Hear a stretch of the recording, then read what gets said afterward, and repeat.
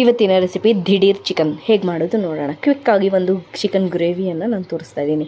ಒಂದು ಬಾಣಲಿಯಲ್ಲಿ ಸ್ವಲ್ಪ ಎಣ್ಣೆ, ಹಸಿಮೆಣಸಿನ್ಕಾಯಿ, ಶುಂಠಿ ಬೆಳ್ಳುಳ್ಳಿ ಸಣ್ಣದಾಗಿ ಕಟ್ ಮಾಡಿರುವಂತಹದ್ದು ಹಾಕಿ ಕರಿಬೇವಿನ ಸೊಪ್ಪನ್ನು ಹಾಕಿ ಫ್ರೈ ಮಾಡ್ಕೊಳ್ಬೇಕು. ಇದು ಸ್ವಲ್ಪ ಫ್ರೈ ಆದ ನಂತರ ನಾನಿಲ್ಲಿ ಆನಿಯನ್ನ ಹಾಕ್ಕೊಳ್ತಾ ಇದ್ದೀನಿ.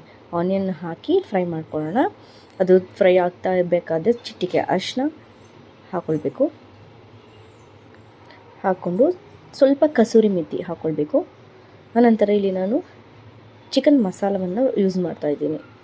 ಚಿಕನ್ ಮಸಾಲ ಹಾಕಿ ಫ್ರೈ ಮಾಡ್ಕೊಳ್ಬೇಕು.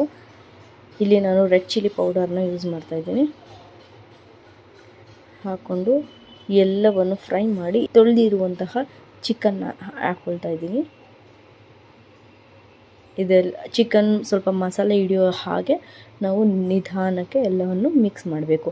ಇಲ್ಲಿ ಸ್ವಲ್ಪ ಬ್ಲ್ಯಾಕ್ ಪೆಪ್ಪರ್ನ ಹಾಕ್ಕೊಂಡು ಎಲ್ಲವನ್ನು ಮಿಕ್ಸ್ ಮಾಡಿ ನಾನಿಲ್ಲಿ 1 ಗ್ಲಾಸಷ್ಟು ನೀರನ್ನು ಹಾಕ್ಕೊಳ್ತಾ ಇದ್ದೀನಿ.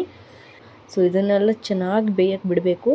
ಅದು ಚಿಕನ್ ಬೆಂದು ನೀರು ಸ್ವಲ್ಪ ಗಟ್ಟಿ ಆದಮೇಲೆ ಈಗ ಇಲ್ಲಿ ಸಣ್ಣದಾಗಿ ಕಟ್ ಮಾಡಿರುವಂಥ ಕೊತ್ತಂಬರಿ ಸೊಪ್ಪು ಹಾಕಿ ಬಿಸಿ ಬಿಸಿಯಾದ ದಿಢೀರ್ ಚಿಕನ್ ರೆಡಿ. ನೀವು ಕೆಲವೇ ಒಂದು 15 ನಿಮಿಷದೊಳಗೆ ಮಾಡ್ಕೊಳ್ಬೋದು.